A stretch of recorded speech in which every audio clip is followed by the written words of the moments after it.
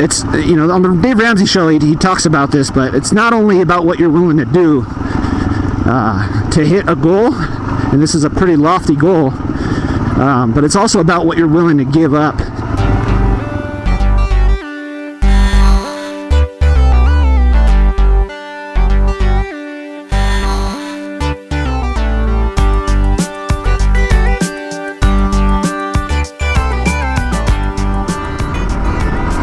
Alright, what is going on, everybody?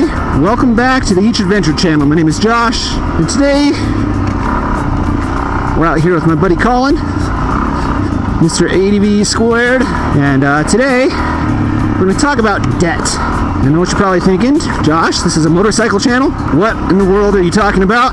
And if you're new here, if you haven't been around for the last year and a half, you might not know what I'm talking about, so I'll kind of try to fill in as much as I can without repeating myself.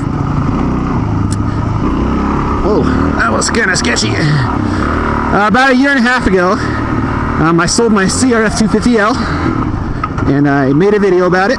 To sum up, basically, I came to this realization in my life that I've been handling money and stuff all wrong, and kind of the things that society has taught us that are good things about money were kind of holding me back in my own not tracking. I mean, I did a pretty good job. I always thought I did a pretty good job anyways, but it turns out, I mean, I didn't really know much of anything when it came to budgeting, when it came to saving, when it came to doing anything. So I got to a point where I was just sick and tired of having money come in and money go out. I even had a couple extra checks that came in, and that all disappeared. It all disappeared. So, like I said, I'm trying to make a long story short because you can go back and watch that CRF video. It goes into a bit more detail. But basically, I discovered Dave Ramsey in my search for, you know, how to pay off debt. And man, I've been on that Dave Ramsey plan ever since. And so if you're not familiar with Dave Ramsey, I'll give you guys a little link. You can go check him out. Be forewarned that he can be a little harsh. And I think that's one of the things that I enjoy about him. But he does it from a perspective of caring, and he does it from a Christian perspective, which kind of turns some people off. I actually have come to enjoy it. But you know, he's just he's a really no BS kind of guy, and I really like that.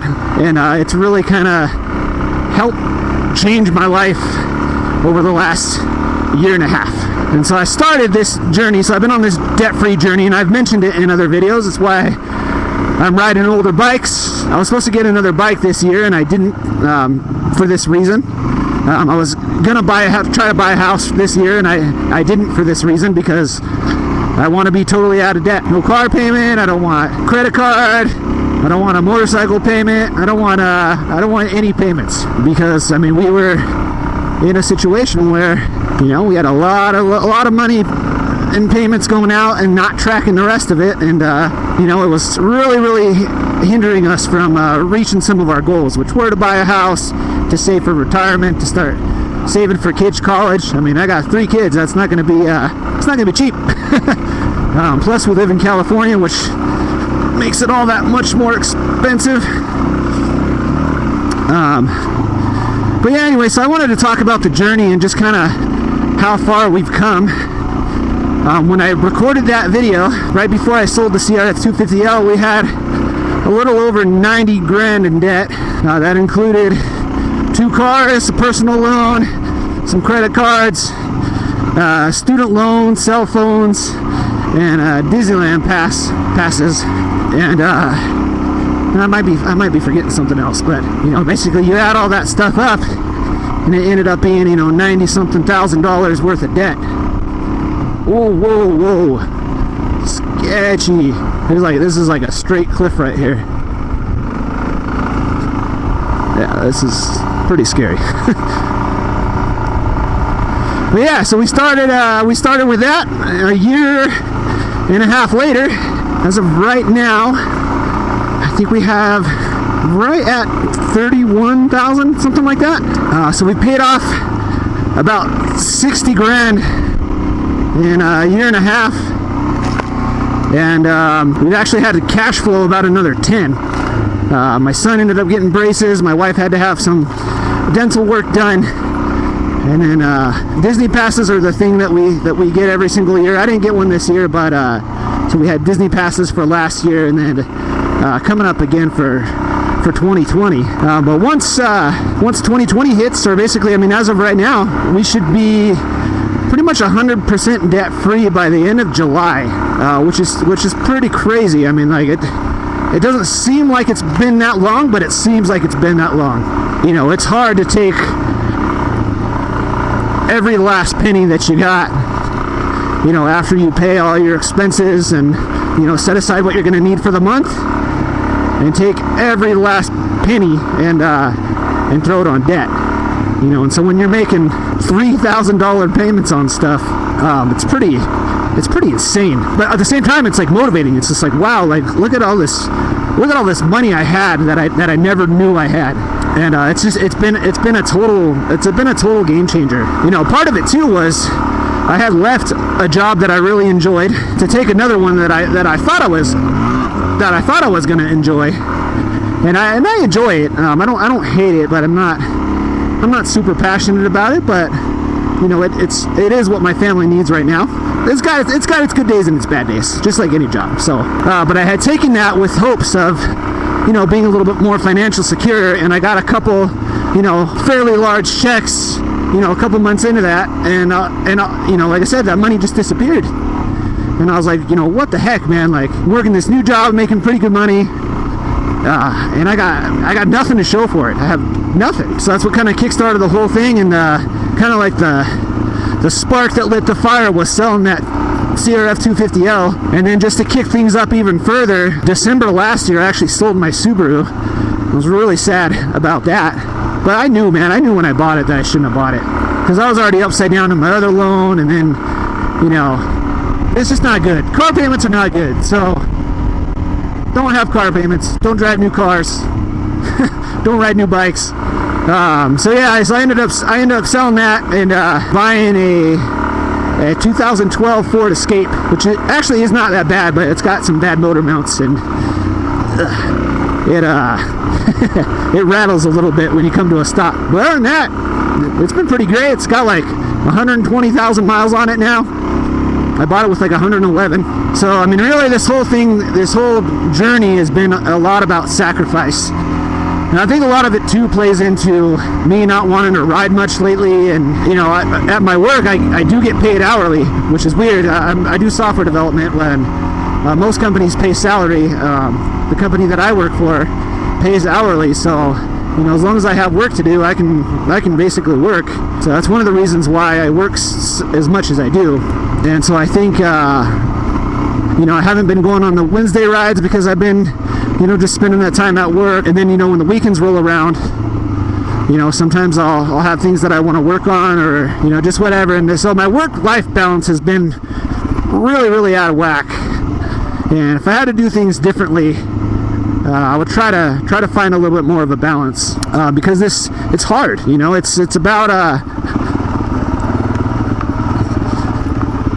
it's, you know, on the Dave Ramsey show he talks about this, but it's not only about what you're willing to do to hit a goal, and this is a pretty lofty goal, but it's also about what you're willing to give up.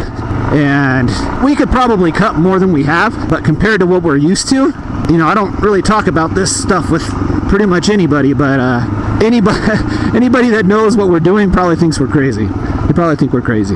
But I mean, once we're out of debt, I mean, we're going to be able to do almost whatever we want. Like, it's going to be, I don't know, I can't even imagine it right now.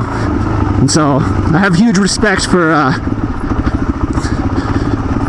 what they do there at Ramsey Solutions and Dave Ramsey, and how they're, you know, really, really helping people, not only with money stuff, but you know, with all the other stuff that they're doing now, really shedding some light on this whole student loan mess that the U.S. is in right now. So it's really good stuff, really good stuff.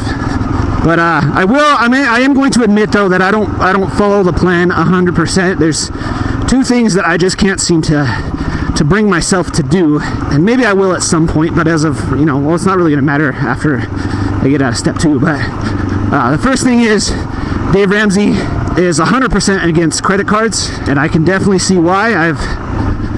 You know, before I kind of got a handle on my spending, I would just be like, oh, I just put it on the credit card, I'll just, you know, whatever, just pay it off. And then I would never do it, and, you know, I'd wonder why I'd have a balance every month. But now that I'm on a plan, and now that I don't spend more than what I bring in, you know, I haven't had a credit card balance in over a year and a half.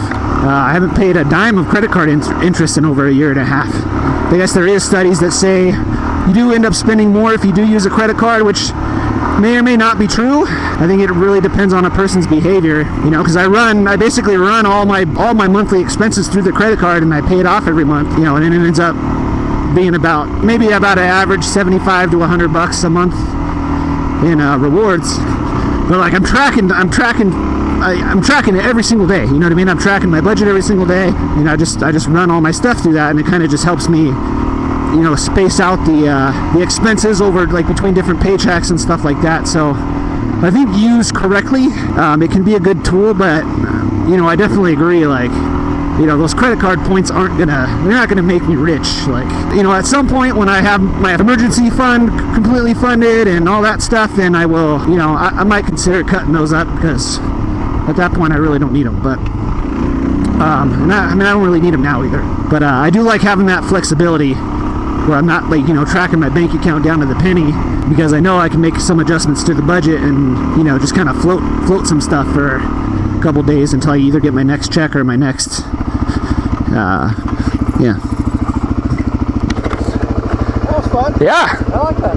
A lot easier going down. Yeah, surprisingly.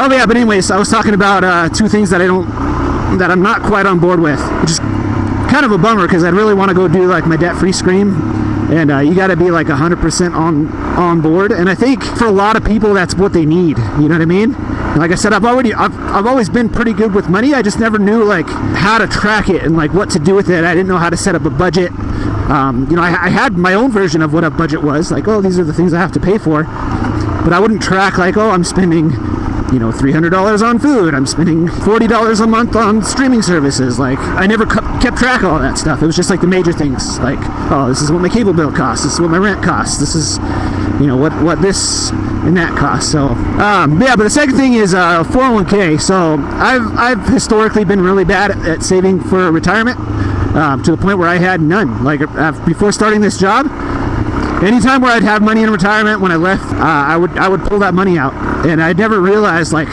what a stupid decision that was. My company matches 50% up to the first 6%, and I ran the math out over the 2 years or whatever that it was going to take us to get out of debt, and between not putting the money in and putting the money in, you know, at the end of the day, it was only going to increase our time to be debt free by like 2 months. But in the meantime, I would be missing out on that match.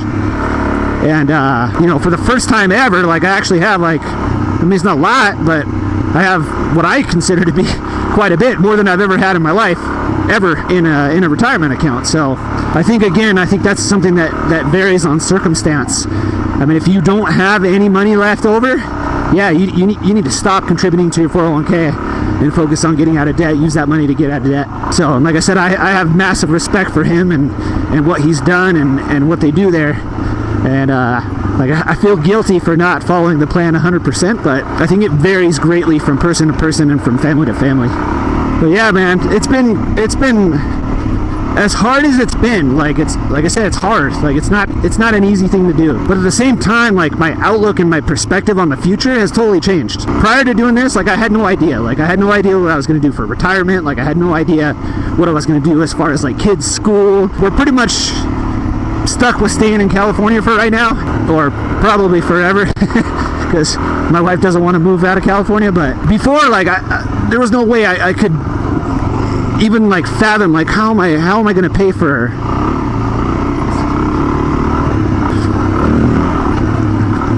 you know, how am I gonna buy a house? Like it's so expensive here. And like now I know how to save. Like, I know enough about investing to get started. Like, and it's all, like, legitimate stuff. It's not like stupid stuff that you see, like, all over social media. Like, oh, I'm gonna make you rich in 1 year. I mean, the stuff is real. Like, it's real. It's real people.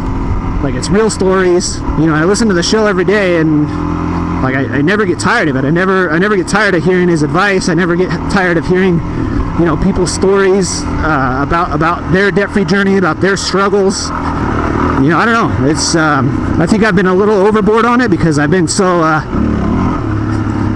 focused on it that my happiness level's been been down. But you know, when I stop and I look up and I look at the progress, I'm blown away. Like, you know, almost 70 grand paid off in a year and a half. I can't believe that.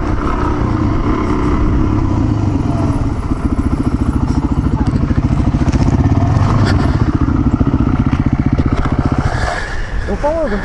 Something weird? Yep, my rear's flat. Oh wow, I just noticed that. I'm like, Yeah. I wonder how much he aired his tire down. I don't know. That sucks. Yeah, it's like flat.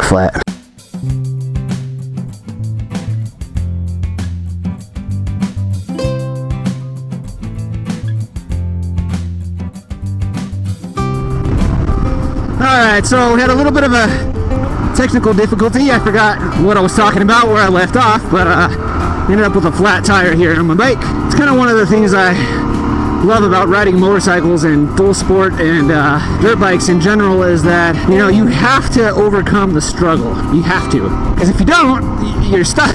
You're stuck out here. You know, that's where I am in my life journey right now. I'm in this intense mode to overcome this debt journey, this debt obstacle right now that's in my way. And you know, it blows my mind sometimes how many parallels there are, you know, to dual sport and adventure riding, and kind of the comparisons and stuff you can draw from real life. I know this video is kind of weird, and I apologize if you aren't digging it very much, but this has been an important part of my life over the last year and a half, and I wanted to share it with not only you guys, but anybody else that may come across this video as kind of a source of inspiration, I guess. Just to kind of tie this a little bit into motorcycling too.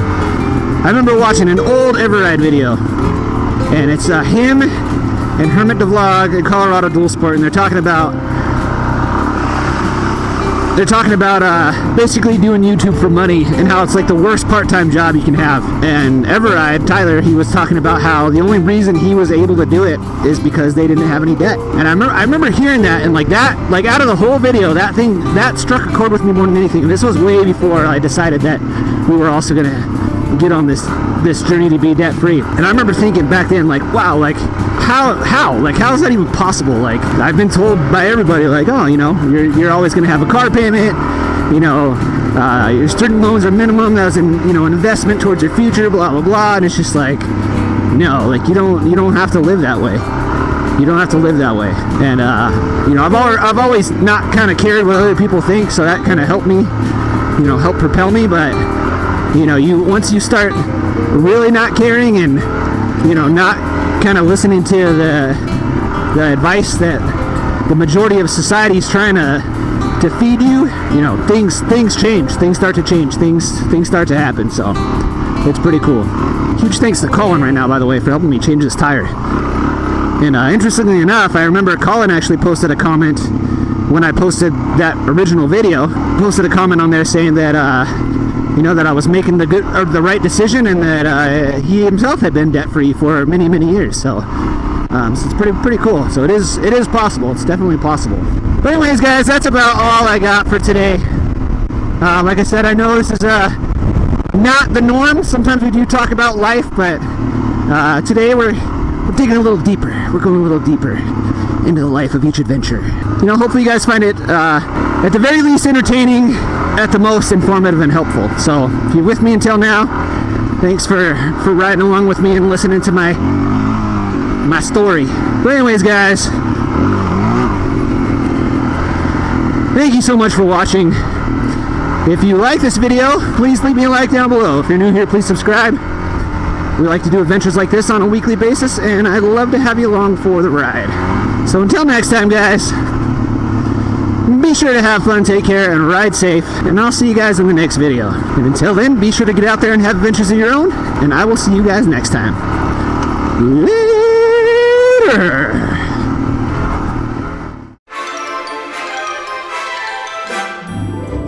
Thanks for watching the video.